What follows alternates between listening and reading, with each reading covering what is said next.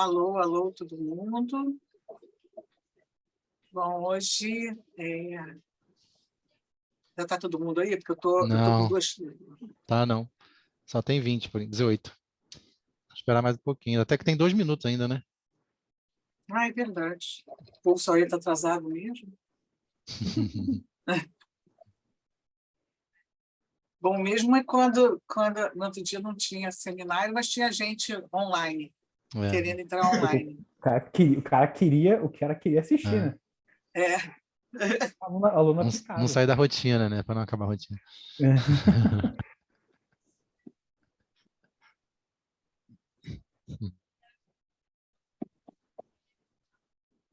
Por enquanto só tem 19, mas tem uma média, fica uma média de 50. Né? É. Bom. Cara, a gente fazia, quando eu fazia Davi, aqui você está na... conseguindo trabalhar legal aí? Como é Estamos que tá? fazendo. Assim, o financiamento no final está dando uma minguada, né? Mas como o laboratório ficou fechado basicamente um ano inteiro e o meu grupo meio que se esvaziou, porque as pessoas foram defendendo e os alunos foram Aqui também. entrando, acabei juntando, fazendo economia, né? Eu estava recebendo dois jovens cientistas, meio que eu, não recebendo dois, né? Mas um jovem cientista ficou parado, eu ganhei o outro, estava mantendo os dois. E tem sempre uns dinheiros que a gente consegue aqui junto com o pessoal aqui dos insetos aqui da bioquímica, né? O Pedro, o Logulo, a Kátia. Isso aí é bom, né? E inseto, no final das contas, o inseto acaba ficando um pouco mais barato, né? Do que rato, essas coisas todas, né? Muito. Eu vou falar até disso aqui na palestra, assim, mas é muito mais. Assim. É porque.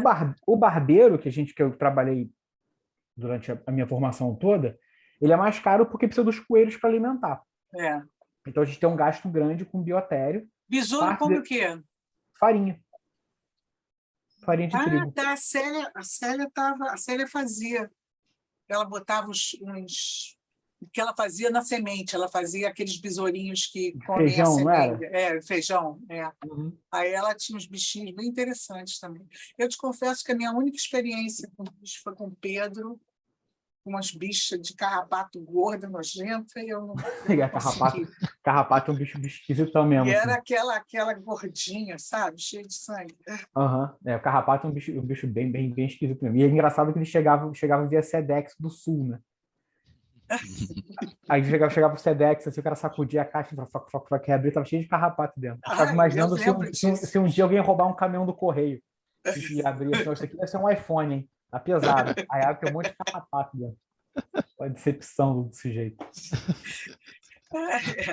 Mas eu vou no Guanabara e compro farinha de trigo, assim, das mais vagabundas. Agora, até a farinha de trigo tá cara agora, né? Mas quando a gente começou a montar a colônia, eu gastava para farinha de trigo a 1,50 o quilo. Isso é bom, porque o que eu gasto para fazer comida especial aqui para os camundongos da Simone aqui, fora as vitaminas, fora não sei o quê, blá, blá, blá, né? Agora a gente dá uma incrementada, a gente bota um azeite extra virgem, mas ainda assim é tranquilo, é barato. Para dar Né? uma gourmetizada, né? É, Na farinha. Olha só, incrementando. eu não sei o que você vai falar, mas depois que você falar, a gente vai ver, porque a gente está trabalhando com óleo de chia,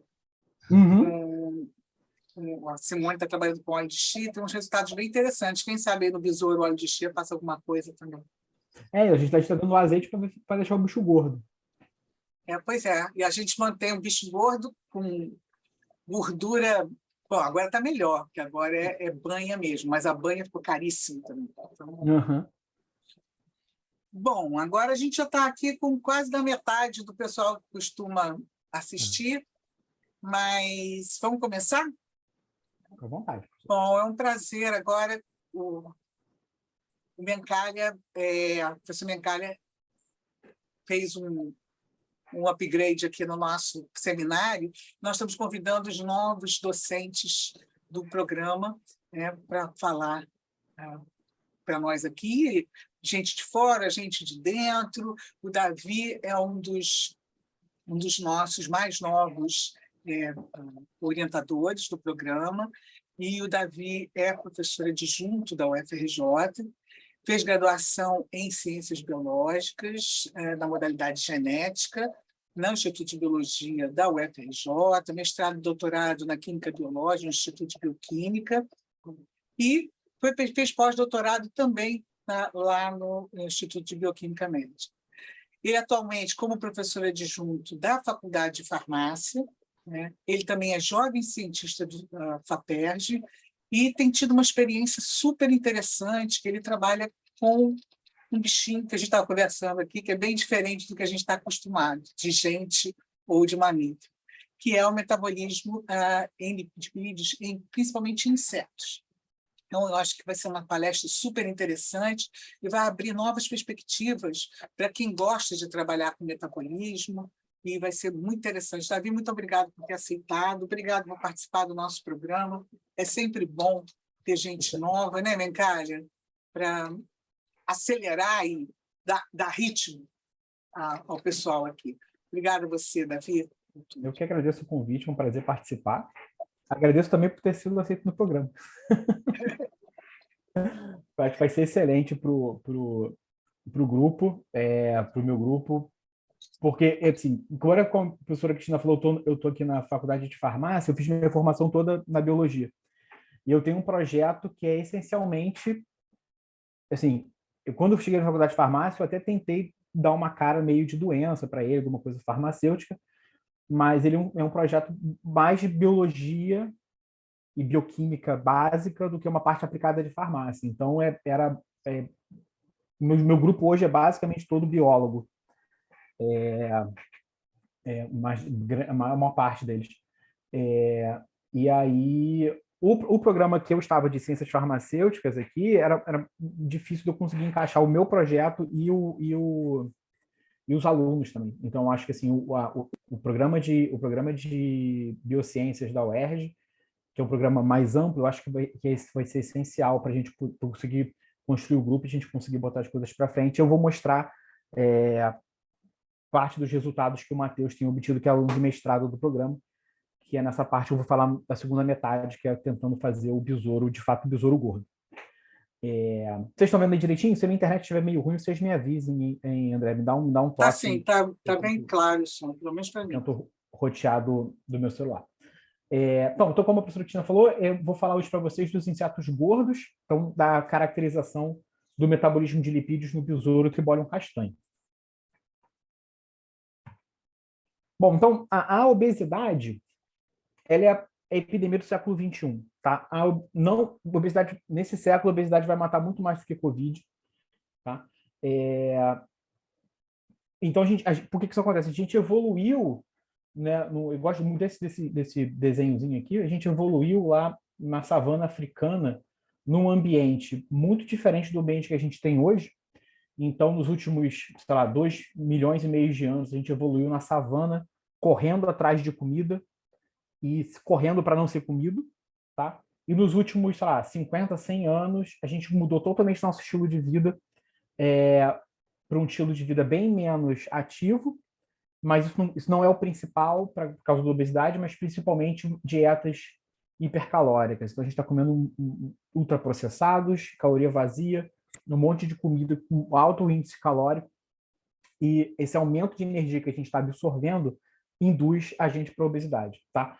E a gente no final está adaptado a comer pouca comida, porque a gente não tinha muita comida disponível até a gente chegar mais recentemente na história da humanidade. Então, comida era uma coisa rara, você tinha que caçar comida, comidas não eram muito calóricas, então nosso corpo evoluiu, se adaptou para armazenar o máximo de energia que a gente possa. E aí agora, como a gente tem um monte de comida, a gente continua fazendo isso. Então é muito mais fácil engordar do que emagrecer. O problema da obesidade é que ela vem junto com um monte de comorbidades, tá? Então, se fosse só um problema estético, de tamanho, isso seria um problema muito pequeno, tá? O problema é que a obesidade é uma doença que vai trazer várias outras doenças de rebote.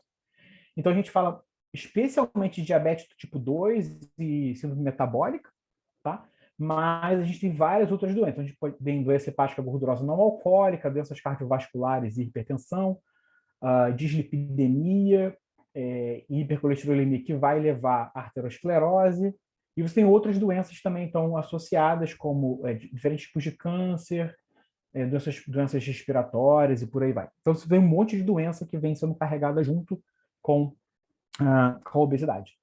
E você não precisa ser muito obeso para essas doenças começarem a aparecer. Tá? Então, nesse quadrinho aqui, você tem um risco relativo do sujeito ter a doença da linha aqui, cada uma dessas doenças aqui coloridinhas, tá? E o índice de massa corporal. Então, o índice de massa corporal, vocês sabem, é o seu peso dividido pelo quadrado da sua altura, o peso em quilos e a altura em metros, tá? Então, se você tem uma pessoa com índice de massa corporal entre 21 e 25, é uma pessoa de peso normal. Acima de 25 até 30 é sobrepeso e acima de 30 é obesidade. Mas se você olhar aqui, uma pessoa com índice de massa corporal 26, ela já tem um risco relativo de ter diabetes tipo 2 já fora da escala, comparado com uma pessoa de índice de massa corporal 21. Você imagina uma pessoa, então, que está aqui desse lado de cá do gráfico. Tá? Então, você tem um risco muito alto de ter diabetes tipo 2, é uma associação muito clara com a obesidade, mas outras doenças também, doenças intestinais, doenças coronarianas, vai tudo junto com a obesidade. E aí a projeção que a gente tem no Brasil, esses dados não são, vou fazer, já são antigos, mas a população carioca, a estimativa é de que 8 a 25% dos cariocas estejam obesos. Tá? Eu até brinco porque tem essa variação, porque é principalmente feito pelo telefone, então um cara liga para a pessoa e fala assim, você está gordo? Aí o cara responde não. Né? Então, as pessoas têm uma tendência a mentir para o peso para baixo, então se tem essa correção, então essa estimativa de que entre 8 e 25% das pessoas estejam obesas já no Rio de Janeiro. Tá? Isso em 2014. Tá? Esse outro estudo aqui embaixo tem esses dados, ele foi feito por um grupo da Inglaterra com dados brasileiros e era basicamente de projeção matemática, tá? Projeção para o futuro. Então, a projeção deles é que até 2050, 95% da população brasileira vai estar sobrepesada ou obesa. Tá? Então, assim, majoritariamente as pessoas vão estar pelo menos gordinhas. Tá? E os custos com a saúde, só para tratar as doenças que estão associadas à obesidade, ia chegar a 330 bilhões de dólares nesses 40 anos que eles calcularam aqui de 2010 a 2050. Tá? Então, muito dinheiro. Mas tem um dado muito interessante que eu coloco em todos os meus projetos, é o seguinte, a estimativa deles é que se a gente conseguir reduzir o IMC médio da população em 5%, tá? Então, não é nem deixar as pessoas trocar isso aqui de 95 para 90, tá? As pessoas podem continuar obesas, mas você vai deixar a média da população 5% menos obesa, você vai economizar 57 bilhões de dólares. Então, isso mostra que investimentos em pesquisa para tratamento da obesidade, seja tanto farmacológico como intervenção em estilo de vida, vai gerar uma economia muito grande para a saúde, para o cofre público, porque você vai conseguir, esse dinheiro que você vai investir vai voltar com economia em termos de tratamento para as doenças que vêm junto com a obesidade. O problema é que a gente tem poucos fármacos que sejam baratos, seguros e eficazes para o tratamento da obesidade. Tá? Então, isso aqui é uma revisãozinha que a gente escreveu com os fármacos que podem ser usados para tratamento da obesidade. Vocês olharam que está aqui em verdinho, aqui, esse verde musgo, isso, são os fármacos. Tá? E isso aqui é lá no hipotálamo, controlando os neurônios de fome e saciedade. Então, são todos moduladores de apetite. Tá? Então, a gente tem coisas parecidas com anfetamina, que é proibido, basicamente, então você não vai usar. Você tem sibutramina, por exemplo, que age nos neurônios, na sinalização de serotonina dos neurônios, estimulando a saciedade. O problema é que a sibutramina ela tem como efeito colateral adverso problemas no sistema cardiovascular, então pessoas obesas têm como comorbidade problemas cardiovasculares também, então se limita a quantidade de pessoas que podem usar. Você tem, por exemplo, o orlistat ou outros inibidores de lipase intestinal, então a ideia é você inibir a digestão de lipídios e impedir que os lipídios sejam absorvidos, e aí o cara acaba emagrecendo, tá? Mas tem os efeitos colaterais que vêm junto com o início de inibição. Você tem alguns fármacos que inibem a reabsorção de glicose no rim, então essa glicose, excesso de glicose sai na urina, tá? Então você também tem um emagrecimento a partir daí. Mas hoje o que é mais seguro são os análogos de GLP-1, que é liraglutida e semaglutida, que são fármacos que mimetizam o GLP-1, né, que é um hormônio produzido pelo intestino e que tem uma ação de saciedade, além de melhorar o quadro de diabetes. O problema é que o tratamento com esses fármacos, ele é um biofármaco, então um peptídeo, então ele é injetável, porque a adesão ao tratamento já não é lá essas coisas. E como ele é um peptídeo, ele é muito caro de ser produzido, o custo é muito alto, então o tratamento chega aí, vai custar aí de 400 a 800 reais por mês, o que limita muito o tratamento, você pensar isso em saúde pública para todo mundo. Então, novos fármacos são essenciais para o tratamento da obesidade, para a gente conseguir reduzir lá o peso da população. Então, onde é que entram os insetos aí? O que eu vou tentar mostrar aqui para vocês é que os insetos podem ser um modelo super interessante para você conseguir fazer análise em screening, né, em high throughput, de alvos para o tratamento de obesidade usando qualquer coisa como alvo, tá? Então, no meu caso, estou olhando o metabolismo de lipídios, mas você pode pensar em várias coisas usando insetos como modelo, não substituindo os camundongos como uso final, mas você consegue reduzir bastante o uso de camundongos pensando em insetos no primeiro momento. Que eu vou mostrar para vocês que é bem mais fácil de conseguir trabalhar, bem mais barato, tá?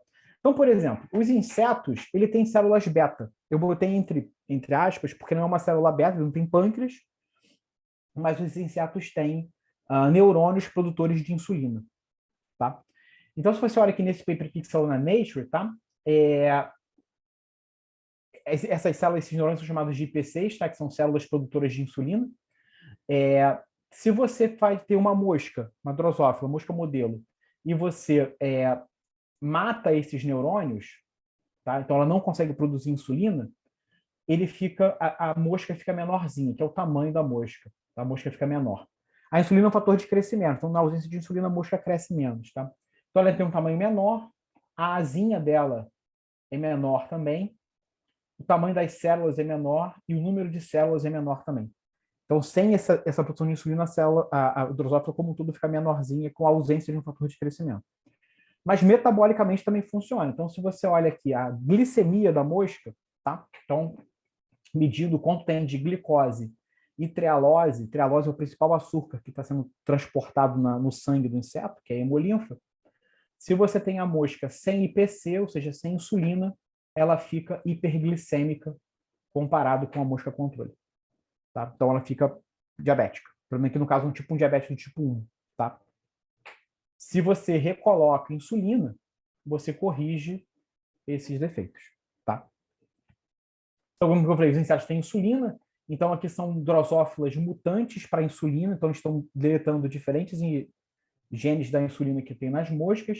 Então você consegue ver aqui de novo que a mosca controle é bem maior do que a mosca nocaute para insulina, então de novo a mosca fica menorzinha. Você tem sem insulina, que é um fator para você induzir síntese de lipídio, a mosca fica mais magra, além de menor. Então, aqui, a microscopia, o azulzinho é DAP, corando o núcleo, e o que está em vermelhinho é NIORAD, estão corando as cutículas de lipídio. Então, dá para ver que a mosca fica mais magrinha, tá? Então, porque aqui a medida da quantidade de triglicerídeos por bioquímica, a mosca sem insulina tem menos lipídio. Ela tem problema também na produção de calor, a termogênese está diminuída. E, de novo, se você olha a quantidade, a glicemia, né, trealose mais glicose, quando você tem a mosca que é controle, tem esse nível aqui. Se você tem a mosca nocaute para insulina, ela fica hiperglicêmica também. Tá? Então, insetos têm célula beta, insetos têm insulina. E insetos também têm o contrário. Tá? Eles também têm uma célula alfa e um hormônio parecido com o glucagon. Tá? A célula alfa, no caso dos insetos, é um órgão endócrino chamado de corpora cardíaca, que está perto do tórax do bicho. São células secretoras de hormônios. E o glucagon, no inseto, é chamado de AKH, que é o hormônio adipocinético. Então, é um hormônio que induz a mobilização de lipídios, então induz lipólise, assim como o glucagon faz em mamífero também. Tá? E aqui, de novo, olhando a glicemia da mosca, também nesse trabalho aqui é a mosca controle, tem esse nível aqui de glicemia. Se você retira a corpora cardíaca, a mosca fica agora hipoglicêmica. Ela não consegue manter a glicemia dela porque ela não tem o glucagon para regular a glicemia. Então, ela fica hipoglicêmica. Se você injeta a KH nessa mosca, então você dá o glucagon dele, você tem um aumento da glicemia de novo. A glicemia volta a subir um pouquinho. Então, o glucagon do inseto consegue regular a glicemia, assim como o glucagon de mamífero também aumenta a glicemia nos mamíferos, tá? E aqui é uma mosca que se você deixar a mosca em jejum, tá? Por 24 horas, ela consegue manter a glicemia dela, a mosca normal. Agora, se ela não tem a corpora cardíaca, ela rapidamente fica com hipoglicemia. Assim como teria um mamífero, um rato, sem glucagon. Se deixar ela em jejum, a glicemia dele vai lá embora, porque ele não consegue fazer gliconeogênese, mobilizar os estoques de glicogênio e por aí vai. E os insetos, se você consegue modular a dieta que você vai dar para o seu inseto favorito, você consegue fazer com que ele fique obeso e resistente à insulina, assim como um camundongo ficaria. Tá? Então, nesse trabalho aqui da Laura Boltzmann, que é colaboradora nossa, eles deram diferentes dietas para a larva da drosófila. Tá? Então, tinha uma dieta controle, uma dieta rica em açúcar, rica em gordura ou rica em proteína. Então, eram todas dietas hipercalóricas. Tá? Independente da dieta que você dava para o inseto, ele tinha um aumento da glicemia depois que ele estava adaptado a essa dieta, comendo essa dieta por um tempo. Tá? A dieta rica em açúcar foi a que deu a maior alta de glicemia, e a Laura tinha um interesse especial por essa dieta rica em açúcar, ela seguiu por essa dieta. Tá? Então, o inseto fica hiperglicêmico, mas ele também fica obeso. Então, se você dá uma dieta rica em açúcar para a mosca, a quantidade de lipídio total na mosca aumenta.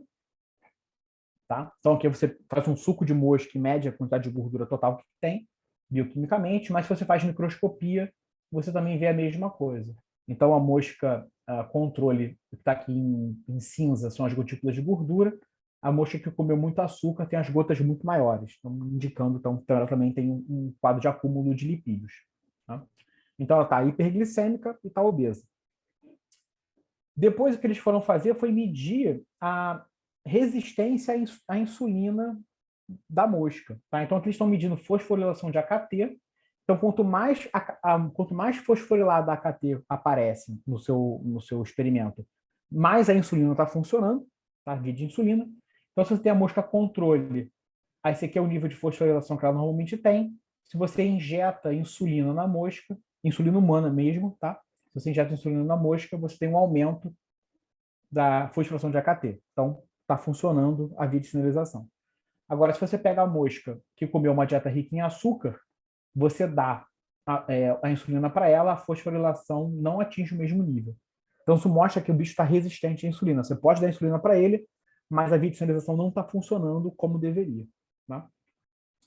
E, por último, eles mediram a expressão das diferentes insulinas que são produzidas pela mosca. Tá? Então, são as DILPs, né, Drosophila Insulin-like Peptide, então são as insulinas, eles mediram a 2, 3 e 5 por PCR em tempo real. Então, independente do gene que eles estão olhando, esse gene na mosca que comeu a dieta rica em açúcar, que são as barrinhas pretas, esse gene sempre aparece mais expresso. Então, se você dá uma dieta rica em açúcar para a mosca está hiperglicêmica, obesa, resistente à insulina e hiperinsulinêmica. Se eu falo isso, eu mostro isso, falo que é camundongo, vão falar que o camundongo está diabético. A dieta rica em açúcar causou diabetes no camundongo. Tá? Então, são os mesmos efeitos de uma dieta que a gente vê no mamífero, você vê no inseto também. E os insetos também ficam cardiomiopatas. Tá? Inseto tem coração também. Tá? E dá para fazer assim, um trabalho meio detalhista, mas você consegue fazer um eletrocardiograma em mosca. Você coloca os eletrodos na cabeça e na bunda da mosca, você consegue medir o batimento do coração. O coração da mosca não é um coração igual ao nosso, ela tem um sistema circulatório aberto, mas ela tem um vaso dorsal que vem aqui nas costas da mosca, que vem aqui da base do tórax até o final do abdômen, é um vaso sanguíneo único que tem movimento peristáltico. Então, ele faz umas ondas e mantém a circulação do sangue da mosca ali mesmo aberto, para você conseguir fazer uma circulação dos nutrientes, dos hormônios ali. Tá? Nesse trabalho aqui, eles deram agora uma dieta rica em gordura para a mosca. Tá? Então, se você dá uma dieta em gordura para a mosca, essa aqui é a quantidade de gordura no coração. Então, eles tiram o coração em média quanto de gordura tem. Esse é o nível que tem na mosca controle. Se você dá dieta rica em gordura, o coração quase mais que dobra a quantidade de gordura nas células musculares ali do coração. Tá? E se você vai aumentando a quantidade de gordura que você vai dando, você vê que o período de batimento do coração vai diminuindo. Tá? Então, aqui é o coração controle, você consegue ver os batimentos aqui bem rítmicos. 5 dias depois de uma dieta com uma alta quantidade de gordura, você já vê que o coração já atravessou o samba. Tá? Então, o coração já está batendo meio descoordenado. Então, você conseguiria também tentar algumas coisas para modelos de doenças cardíacas em mosca também. E aí, pensando nisso tudo, temos 2 trabalhos que eu quero mostrar aqui, como a gente consegue usar esses insetos para você fazer screening de novos alvos, pensando nesses fenótipos que a gente vê quando dá uma dieta rica em gordura ou não para a mosca. Tá? Então, o que eles fizeram aqui nesse trabalho, já tem tempo, tem mais de 10 anos, eles tinham uma biblioteca de RNA de interferência em mosca. Tá? Então, eles tinham moscas mutantes, cada linhagem de mosca com RNAi para um gene que você consegue fazer no genoma da mosca. Então, essa biblioteca aqui devia ter, sei lá, mais 6 mil moscas diferentes. Tá? Então, é como se ele tivesse 6 mil camundongos transgênicos, com um gene desligado ou inibido.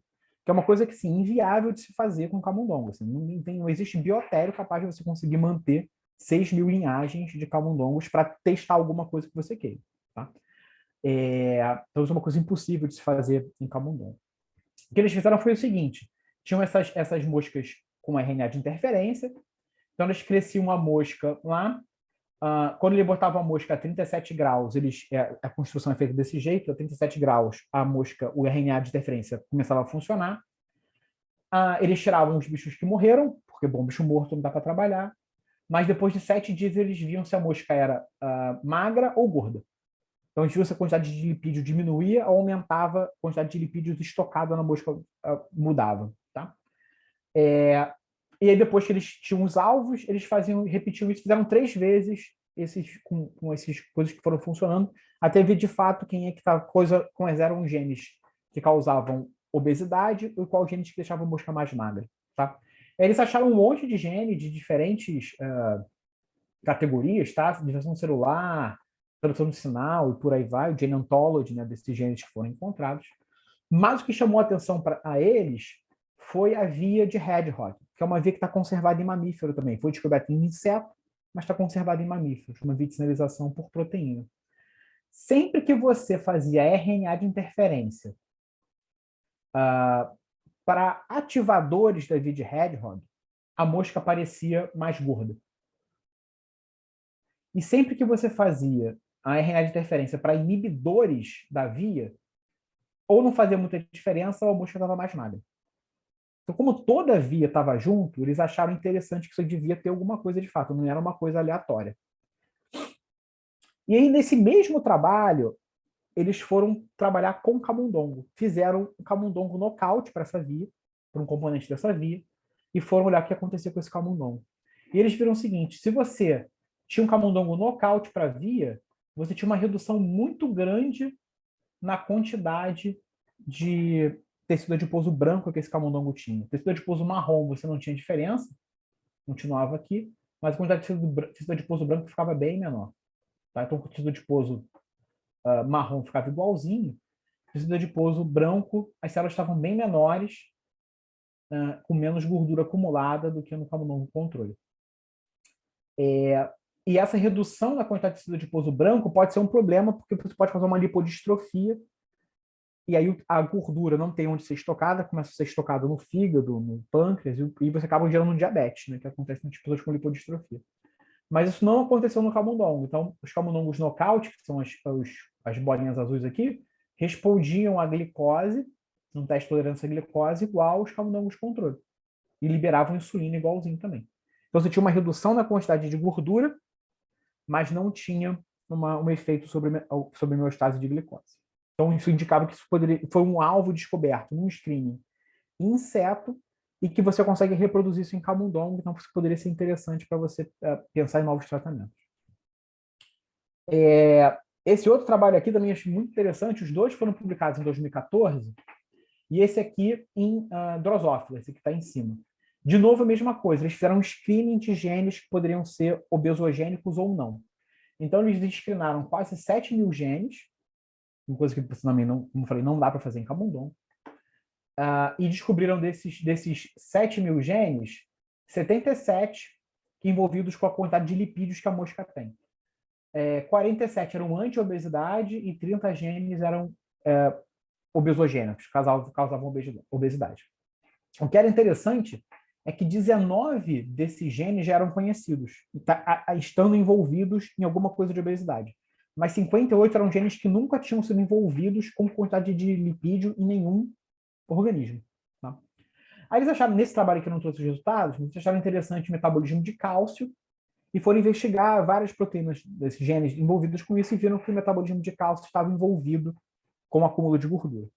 Isso aqui saiu na Cell Metabolism em fevereiro de 2014. Em março de 2014 saiu um trabalho mostrando que o metabolismo de cálcio estava envolvido com estoque de lipídios em células em mamíferos. Então, foram trabalhos que estavam sendo feitos independentemente e os mesmos resultados foram achados nos dois organismos. O primeiro foi publicado em Drosophila, imediatamente depois publicado em camundongo. Está mostrando que, de fato, as vias estão conservadas. Então, pensando nisso tudo, eu fui começar a montar os grupos de pesquisa. Como eu estava falando no início, não sei, acho que as pessoas estavam aqui ainda, eu trabalhei minha formação toda com barbeiro. Tá? Só que o barbeiro não é um bom modelo para trabalhar com obesidade, porque ele é um bicho que tem um estilo de vida muito diferente do nosso. O barbeiro ele come 10 vezes o peso dele em sangue de uma vez só e fica 21 dias sem comer. E é uma dieta super rica em proteína. Então não dá para comparar muito com seres humanos. É como se eu fosse numa churrascaria, comesse 900 quilos de picanha de uma vez só e só fosse comer de novo daqui a 3 semanas. Então, assim, não dá para se comparar com mamífero. Mas Drosophila dá. Tá? E outros bichos com estilo de vida parecido com Drosophila também dá. Então eu estava conversando com um pesquisador lá da UENF, o Gustavo, e aí ele me convenceu a trabalhar com besouro, que era o bicho que ele já trabalhava. Tá? Por que a gente foi trabalhar com besouro? Então, o nosso modelo é esse besourinho aqui da farinha, ele aparece, se demora na dispensa com alguma coisa, arroz ou farinha aberta, ele vai acabar aparecendo lá. Tá?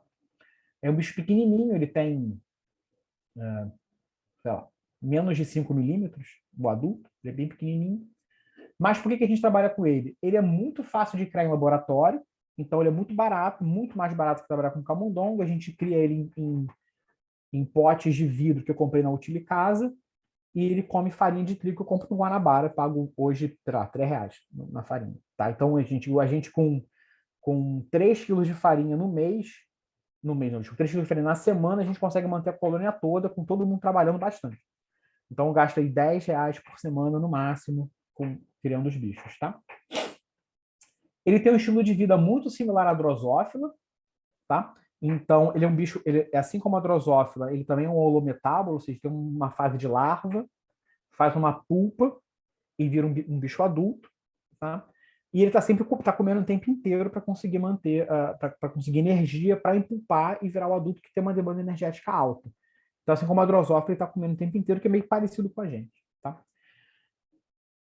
O mecanismo de RNA de interferência funciona muito bem em besouro, tá? Então você consegue. É difícil injetar, porque o bicho é muito pequenininho, tem que ter um aparelho especial para injeção, que a gente tem aqui no laboratório, mas a injeção é meio difícil, mas a inibição funciona muito bem. Então é muito fácil você fazer inibição de genes para fazer estudos de genética funcional. E, além disso, ele também tem um impacto como praga na agricultura. Então, ele ataca grão estocado em silo. Então, qualquer coisa que você conseguir achar sobre esse besouro, você também pode acabar esbarrando em alguma coisa interessante para controle de praga agrícola, que é uma coisa interessante para para a sociedade como um todo.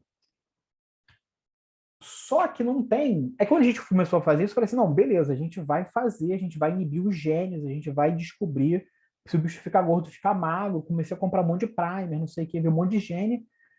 Aí um dia eu parei para fazer um PubMed desse negócio. Assim. Aí, se você bota Tribolium castanho e lipídio metabolismo no PubMed, tem 16 trabalhos publicados só. Então ninguém sabe nada de metabolismo desse bicho. Esse bicho é um modelo muito usado para genética e desenvolvimento embrionário, é evo-devo. Mas metabolismo tem muito pouca coisa. O que é ruim, porque não tinha nada para a gente se ancorar para fazer nossos estudos, mas era bom porque é um super buraco na literatura que a gente consegue fazer coisas relativamente simples, e mais que vão preencher esses buracos para a gente poder andar para frente. Tá? Então, eu dei alguns passos para trás e fui responder 2 perguntas simples, mas que eram importantes e essenciais para a gente conseguir chegar entre aspas, chegar no nível da drosófila, que era inibir os genes e tentar descobrir mecanismos por trás da obesidade nos insetos. Então, a primeira coisa que eu queria responder era como é que é a dinâmica de triacilglicerol, ou seja, como é que é a dinâmica de lipídios durante o desenvolvimento do tribólio. Quando que ele engorda, quando que ele emagrece, como é que está o metabolismo de lipídios do bicho normal. Ninguém sabia disso. E a segunda pergunta é se assim como o drosófilo, a gente consegue deixar o bicho gordo, aumentar o acúmulo de lipídios no inseto, modificando a dieta. Então, essas 2 perguntas que a gente foi responder primeiro, a gente está fazendo isso no laboratório. Então, a primeira coisa que a gente foi fazer foi botar as larvas para crescer na farinha normal e ir coletando as larvas de diferentes tamanhos até ela virar pulpa e virar o adulto e medir o quanto de lipídio tinha no bicho. Então, a gente usa um kit clínico, bioquímico, para a gente conseguir ver. E a gente mede, então, a quantidade de gordura. Então, vai ver muito desses gráficos que é tag por proteína. Então, é a quantidade de gordura total no bicho, o triglicírios total por proteína total. Tá? Então, dá para ver que conforme a larva vai crescendo, 5 milímetros é o tamanho máximo que ela chega antes de virar pulpa. Conforme ela cresce, ela engorda. Então, ela meio que dobra a quantidade de gordura que ela tem, da larva de 3 milímetros para a larva de 5. A pulpa tem mais ou menos a mesma coisa, e o adulto tem um pouquinho menos. Tá? Então, beleza, as larvas estão acumulando triacilglicerol. O que a gente esperava que acontecesse conforme elas vão comendo, acumular reserva para fazer a muda. E depois que o adulto nasce, uma coisa que a gente não esperava ver é isso aqui. Eu esperava ver que depois que o adulto nascesse, ele ia ficar com a quantidade de gordura dele normal. Ele está ali comendo, está ali ele continua comendo, então ele estaria meio que com peso estável, com quantidade de gordura estável. Mas não é o que acontece. Aqui, dias depois da emergência, ou seja, o adulto saiu da pulpa, e a gente pegou quando ele saiu. Então, a gente pegou adultos 1, 2, 4, 7, 15 dias de idade como adulto, por assim dizer. E a gente viu que a quantidade de gordura que ele tem estocada rapidamente cai até 7 dias, tem uma semana. Com 15 dias ela começa a subir de novo, mas não é tão significativo. Então parece que ela desce, a gente não fez para cá ainda, mas parece que vai voltar a subir. Mas tem uma queda muito grande do estoque de triacilglicerol nesses adultos. A gente acha que isso aqui está acontecendo com base no que se sabe em drosófila, que esses estoques de gordura estão sendo usados para a produção de hidrocarbonetos para conseguir, que é usado na cutícula do inseto para evitar a perda de água. Tá? A gente não sabe se está acontecendo no besouro também, mas é uma hipótese. E a gente foi depois dar uma olhada geral, uma visão geral do metabolismo de lipídios. Tá? Então, aqui tem um esqueminha que eu fiz das vias que a gente foi olhar. Então, o que a gente espera que o inseto consiga fazer é síntese de lipídios de ácidos graxos de novo. Então, ele pega citrato, o citrato da mitocôndria vai para o citoplasma, a ATP-citratoliase transforma isso em acetil-CoA, a ACC transforma isso em malonil-CoA. E depois a ácido graxo sintase transforma isso aqui em ácido graxo. Então, isso aqui é via de síntese de novo. Você tem a acil-CoA sintetase, que transforma ácido graxo em acil-CoA, que vai ser usado para qualquer coisa. Tá? Ele pode ser beta-oxidado, e aí tem a carnitina palmitoiltransferase, ou ele pode ser usado numa via comprida até diacilglicerol, e aí a diacilglicerol aciltransferase transforma isso em triacilglicerol, que é estocado na gotícula de lipídio. E o inseto tem uma lipase principal, que é chamada Brumer, BMM, que transforma o triacilglicerol em diacilglicerol e ácido graxo de novo. Então, tudo que está marcado aqui em azulzinho, a gente tem primers para medir a expressão desses genes nesses diferentes momentos. Tá? E também a gente também mediu glicose 6-fosfato desidrogenase, que não está no metabolismo de lipídio, mas está na via das pentoses, mas é importante para a síntese de NADPH, que é usado como poder redutor na síntese de lipídios de modo geral. Tá? Então, a gente olhou a expressão desses vários genes, tem aqui o quadrinho aqui para a gente lembrar, vários genes durante o desenvolvimento das larvas, tá? Então, larva de diferentes tamanhos e pulpa. A TP-stratuliase, a acetil-carboxilase, a gente não viu diferença. A ácido graxo sintase reduz muito quando o bicho empulpa. Faz sentido porque ele não está sintetizando, não está mais comendo, então não está sintetizando mais nada. Então faz sentido você ter uma redução da expressão da ácido graxo sintase aqui muito grande. E via das pentoses, a gente também não conseguiu ver muita diferença. A gente mediu a atividade da TP-stratuliase, né, bioquimicamente, embora a expressão não mude, aqui, a atividade parece ser mais alta nas larvas pequenininhas. O que faz sentido, porque se vocês lembrarem do primeiro gráfico, ela está engordando nesse processo. Então faz sentido que você tenha uma atividade alta da via de síntese de lipídio quando ela está menorzinha, que é o momento que ela está começando a acumular gordura para chegar no final. Então a gente acha que isso aqui faz sentido. Deve ser algum tipo de regulação da atividade da enzima e não da expressão. A gente mediu a expressão de duas ACSLs, que fazem a síntese de acil-CoA. Durante esse desenvolvimento, a gente também não conseguiu ver muita diferença. Depois a gente mediu o metabolismo de lipídios, né, de triacilglicerol. A síntese, a gente não conseguiu ver muita diferença, mas a atividade lipásica diminui na pulpa. A pulpa tem menos, em geral, do que as larvas. Eu vou confessar que eu acho isso estranho, eu esperaria que a atividade lipásica fosse maior na pulpa, quando ela vai estar usando as reservas que ela pegou ali, mas uma atividade lipásica menor. Pode ser que existam outras lipases que estejam aumentadas, a gente não parou para medir isso ainda. E existe mais de uma lipase capaz de fazer a degradação de triacilglicerol. Talvez a Brumer não seja a principal nesse caso. E a expressão da carnitina palmitotransferase, envolvendo a beta-oxidação, é maior no início do desenvolvimento. Então, a larva pequenininha tem bastante atividade da expressão dessa enzima, e depois isso diminui, tá? A gente está tentando medir a atividade de beta-oxidação de fato, para confirmar que esse aumento reflete uma atividade de beta-oxidação maior. Mas eu também não esperava ver uma larva no início com maior atividade de beta-oxidação, eu esperava que isso também estivesse maior na pulpa, quando ela não está comendo, está precisando obter mais energia. Depois a gente vai fazer as mesmas coisas com os adultos. Tá? Então, lembra, os adultos têm uma queda na quantidade de gordura. E o que a gente conseguiu ver aqui, se vocês olharem esses três gráficos, eles são bem parecidos. A TP-stratuliase, ACC e ácido graxo sintase. Quando o inseto chega lá, quase no final, naquela descida da quantidade de lipídio, é quando atinge o pico de síntese. Então, parece que ele está tentando se recuperar dessa queda e voltar a sintetizar lipídios de novo. Então, você tem um aumento da a expressão de todas as enzimas da via de síntese de novo.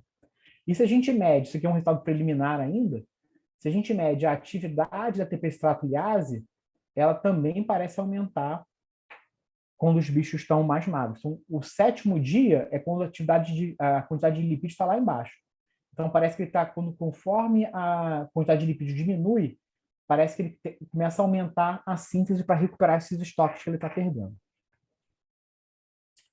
A atividade das ACSL, de novo, não muda, assim como na larva, nem nos adultos tem uma mudança significativa. Esse é um erro muito grande aqui ainda, a gente vai repetir esses resultados.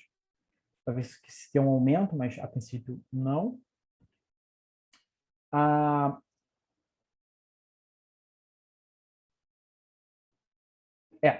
Isso que eu esqueci de mudar, da pulpa aqui ainda. Mas a gente também não consegue ver mudança na atividade nem da diacilglicerol aciltransferase, nem da Brumer, tá? Embora que pareça estar aumentando, não é significativo. E essa diminuição aqui também não é significativa a princípio. Então, a gente não tem uma mudança muito clara na quantidade na síntese ou degradação de triglicerídeo.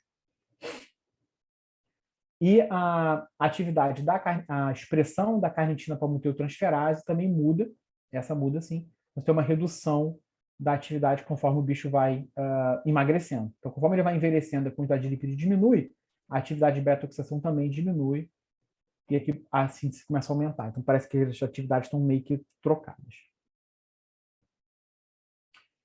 Então, isso aqui foi até onde a gente chegou da caracterização. Então, a gente está tentando fazer outras coisas para continuar destrinchar esses efeitos. Então, ver, por exemplo, capacidade de síntese, capacidade de beta-oxidação, para conseguir correlacionar isso com a expressão dos genes. O que a gente foi fazer depois foi ver se a gente consegue deixar esse bicho obeso igual as drosófilas ficam. Então, a gente tentou, assim como a Laura tinha tentado lá com drosófila, a gente tentou diferentes tipos de dieta hiperproteica, hiperglicídica e hiperlipídica para a gente conseguir ver se a gente conseguir engordar os bichos. A primeira coisa que a gente foi dar foi uma dieta hiperproteica, então a gente colocava quantidades crescentes de triptona na farinha.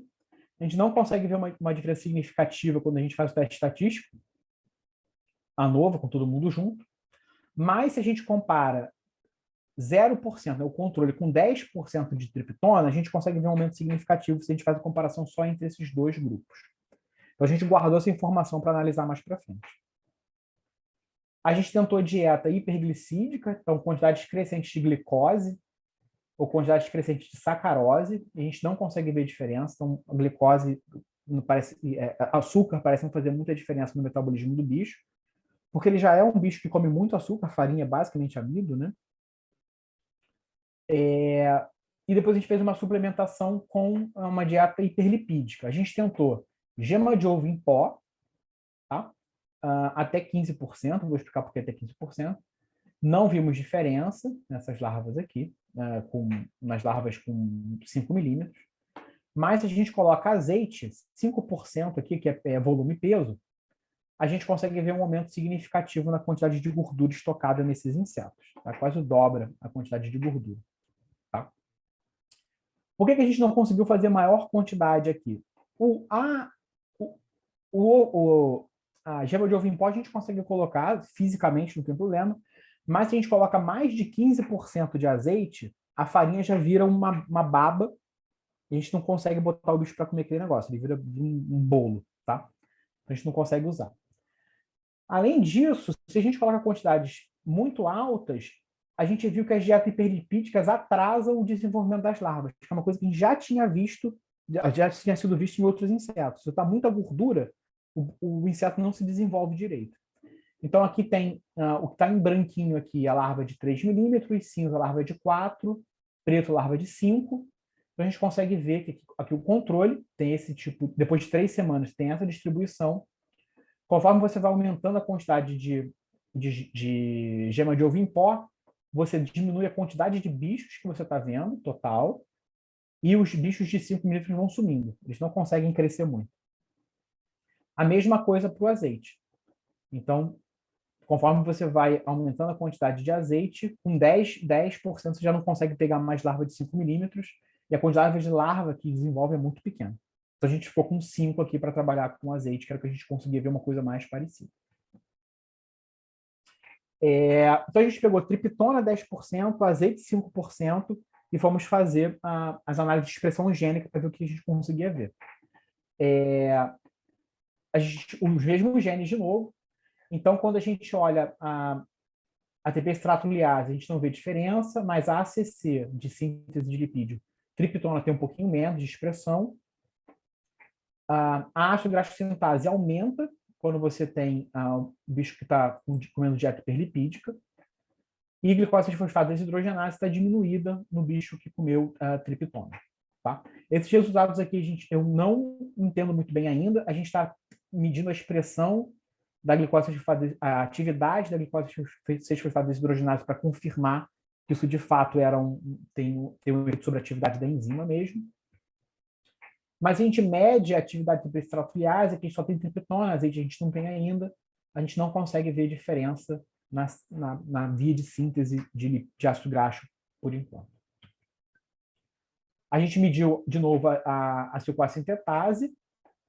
A acilcoacintetase 4 a gente não viu diferença, mas a 5, um bicho que comeu azeite basicamente some a expressão dessa enzima, a gente não sabe qual é o sentido disso ainda, mas é um efeito.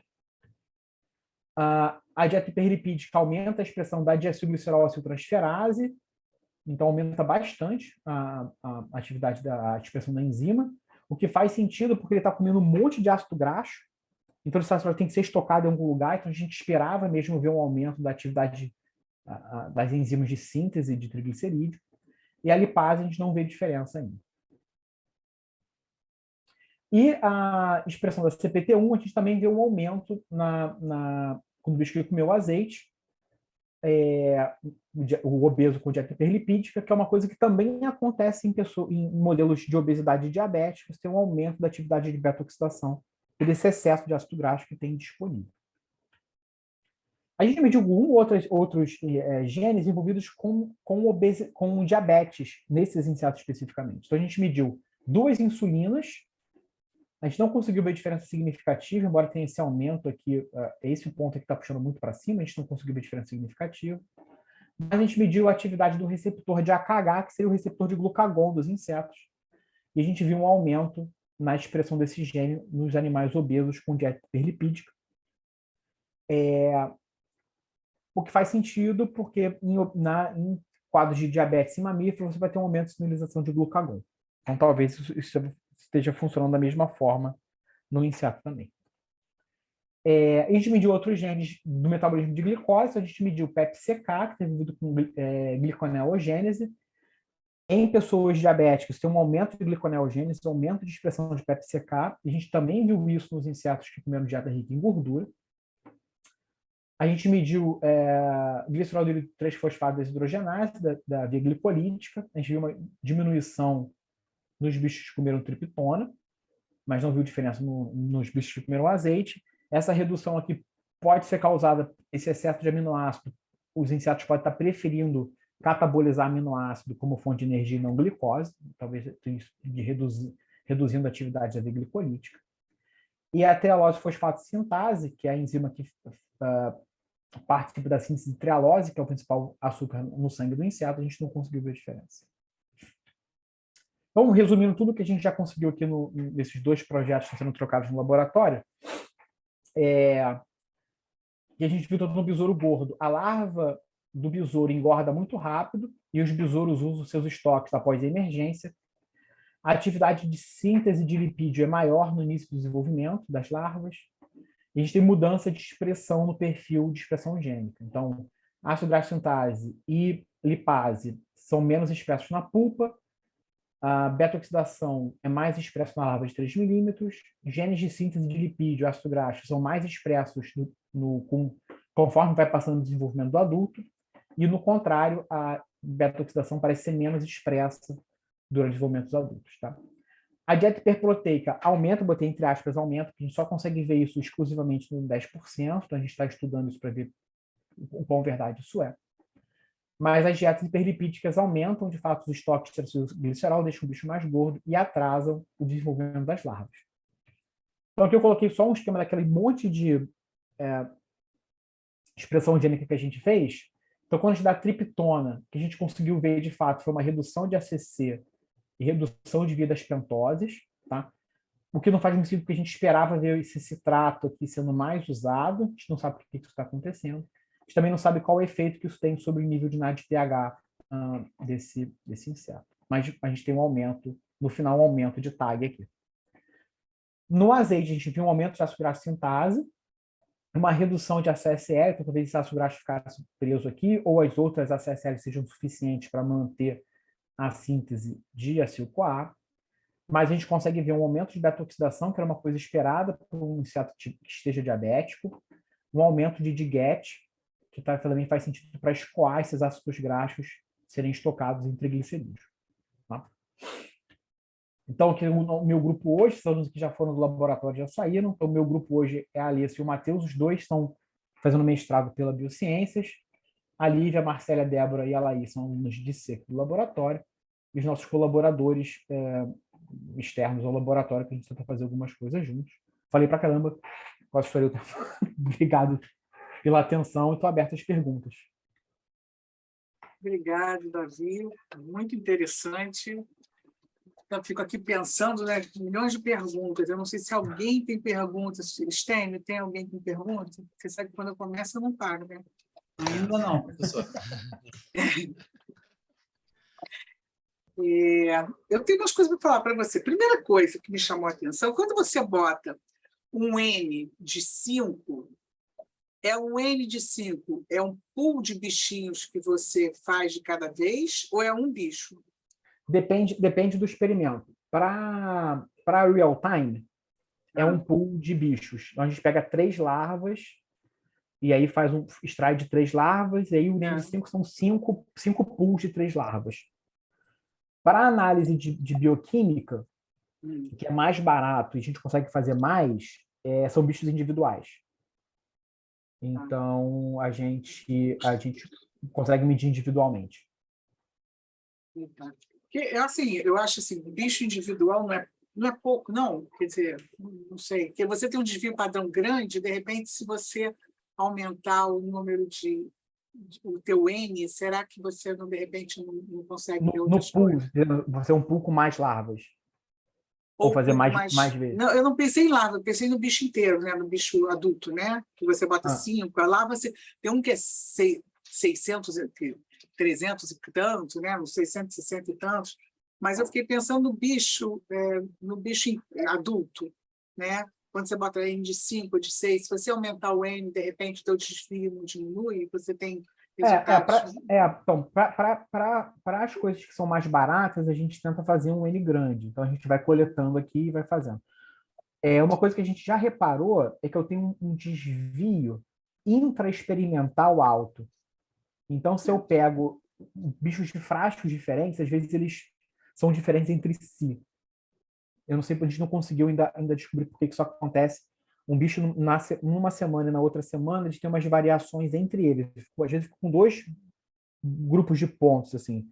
Uns bichos daqui vieram da semana 1 e esses bichos aqui vieram da semana 2, assim. Então dá uma dispersão maior. Por isso a gente tenta fazer de frascos diferentes para tentar ver de fato a amostra, para não ficar viciado, às vezes, de um bicho vir num frasco só.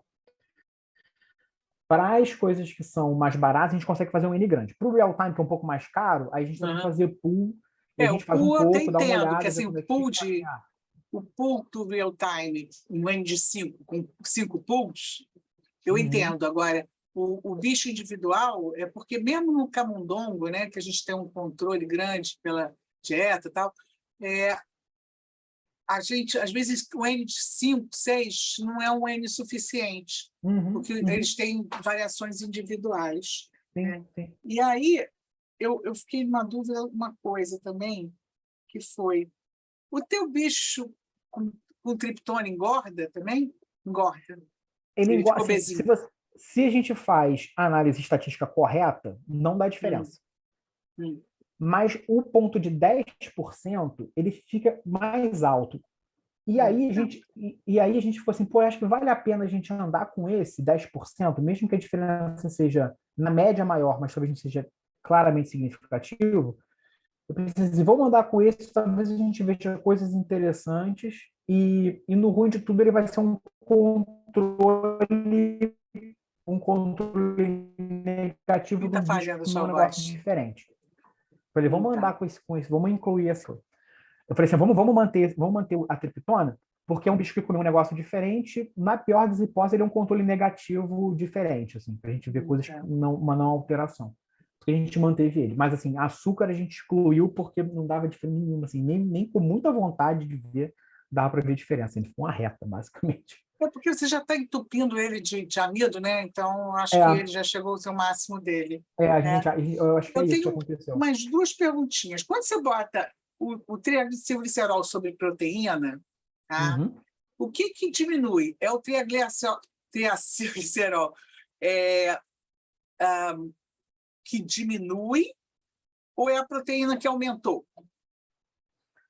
É uma razão, né? É uma razão, Então, essa é a discussão que eu tenho com a Kátia o tempo inteiro, porque ela não gosta dessa análise. Mas qual é o problema? Quando a gente faz para os adultos, em teoria daria para fazer o lipídio puro, assim, só o lipídio por bicho, né? Na larva, como a larva está crescendo, não dá para fazer. eu Porque até conforme a larva imaginei. cresce, a quantidade de proteína aumenta também. Então, eu sempre ficaria nessa dúvida se o bicho engordou ou se ele só cresceu. Eu tenho Você esses tem uma dados, nunca... variação grande de proteína à medida que o bicho cresce, né? Conforme ele vai crescendo, sim. No total, sim. E aí eu fiquei pensando, bom, ele está crescendo, ele manteve o triacilglicerol e aumentou a proteína. Por isso você está vendo essa razão. Não, mas aí, se ele manter o triacilglicerol e aumentar a proteína, ele ficaria mais magro na nossa análise. Mas não, o Então, que mas tem um acontece? Ele está bicho ficando lá mais que você gordo. diminui São os adultos, São os os adultos. adultos, os adultos, os São os adultos, adultos. O adulto, eu acho que a proteína não varia muito. Assim, eu vou falar a verdade, que acho que eu nunca parei para olhar os dados de proteína.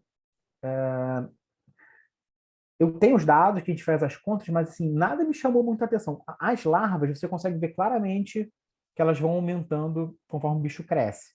Os adultos, nenhum perfil me chamou muita atenção. Então, acho que não tem uma variação grande, mas assim, eu teria que confirmar para ver. Eu acho que é de fato uma redução na quantidade de gordura que o bicho tem, de triglicerídeos que ele tem mesmo. É interessante isso. Eu fiquei apaixonada por isso. Você sabe que eu sou apaixonada por esses modelos alternativos, né? Aí, deixa eu perguntar uma coisa importantíssima. Esse gordinho, ele é inflamado? Então, tem inflamação em inseto? É uma coisa que tem uma discussão na literatura sobre isso. O sistema imune do inseto é um sistema imune inato, ele não tem sistema adaptativo a princípio, se bem que tem uns caras com mosquito que acham que tem alguma coisa meio que adaptativa, meio diferente do anticorpo, mas tem uns genes meio parecidos com imunoglobulinas, esse negócio meio maluco. E ele produz ele tem umas coisas, umas moléculas pequenas, umas coisas meio que parecidas com umas citocinas, A mas acho que partir assim, de radical, de produção de metabolismo redox altera? Que já seria um bom então, sinal. esse bicho aqui eu tô Complemento. querendo fazer isso também. Como a gente viu essas mudanças em via das pentoses, uma coisa que Eu eu fiquei pensei pensando que nisso. pode ser o metabolismo redox, tá produzindo mais ou menos nada de pH para compensar, reduzir glutationa, alguma coisa assim. É uma coisa que eu quero medir também. Eu vou bater lá no Pedro Eu para ver acho se a gente bem consegue medir. interessante. O João, que é seu colega aí da Farmaco, faz isso. Faz Né? bem, ele está com um laboratório Redox, que é também daqui do Uhum. programa. Agora, a última coisa, que eu juro que eu não faço mais pergunta nenhuma, o Bencalho, que ele já está me olhando aqui. Pode fazer, tranquilo. Eu trabalho com nutricionista, que me enche o saco, que um monte delas está aí por aí, né? Eles ficam super em cima de mim. Essa farinha que você usa, você tem controle sobre ela? Porque você tem muita variação de farinha para farinha, né? Então, você Sim. tem uma quantidade de proteína maior. Será que não seria interessante você usar um tipo único de farinha que você tivesse controle sobre isso? Eu estou falando isso porque, como você trabalha da larva ao adulto, e a gente tem os trabalhos com rato, em que, durante a gestação, durante a amamentação, na verdade, nós variávamos a quantidade de proteína da mãe e esse bicho, o filhote adulto, né, a prole adulta, tinha algumas variações em termos de metabolismo redox e metabolismo de insulina. Eu achava legal se você pudesse controlar um pouco mais essa alimentação com a farinha, entendeu? Uhum. Porque eu acho que isso é Entendi. importante. Então, eu não tenho o controle depende do moinho lá, né? Né? Eu não consigo fazer aqui assim, acho que eu deveria para fazer aqui na farmácia, o pessoal de alimentos, talvez consiga fazer uma análise Eu acho por que é lote da interessante. farinha, alguma coisa assim. Mas eu sempre tento comprar farinhas da mesma marca. Eu sempre compro farinha da mesma marca. Tem quando eu comecei a montar a colônia, eu testei 3 marcas diferentes, porque o pessoal lá de Macaé que me deu os bichos falou assim, cara, os bichos são muito sensíveis a fermento, então não pode ser farinha com fermento, tem que ser farinha sem fermento. Eles são muito sensíveis à farinha transgênica, porque a farinha transgênica é feita para matar o inseto praga, né?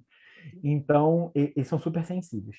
Então, testa, vai ao Rio, compra algumas farinhas lá e testa, vê quais ficam melhores. A gente testou algumas, então tem uma lista de farinhas preferenciais para ser compradas. Então, Tem muita variação de glúten. Não sei. Assim, se você pega Pois é, era bom. Pede o pessoal da nutrição para olhar para você isso. perfeito. Se Eles você fazem se você os pega lá negócios legais.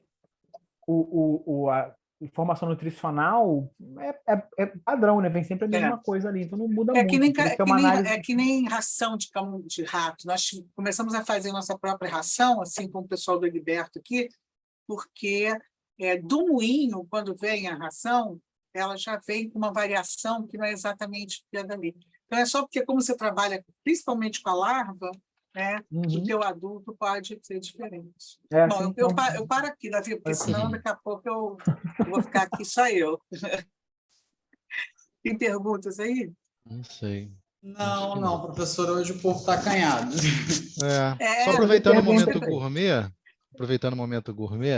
das farinhas, tudo bom, Davi?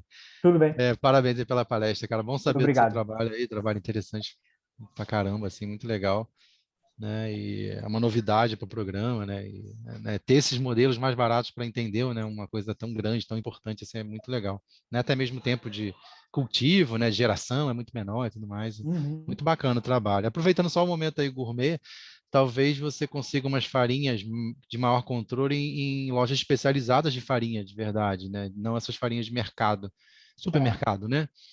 Tem algumas lojas especializadas de farinha online que eles revendem farinha até mesmo de outro lugar, que eles têm um controle muito rígido sobre isso, né? Percentual de gordura, desculpa, percentual de proteico, né? Se uma farinha tem mais proteína ou não. Então, eles têm uma anotação muito bacana, né, disso.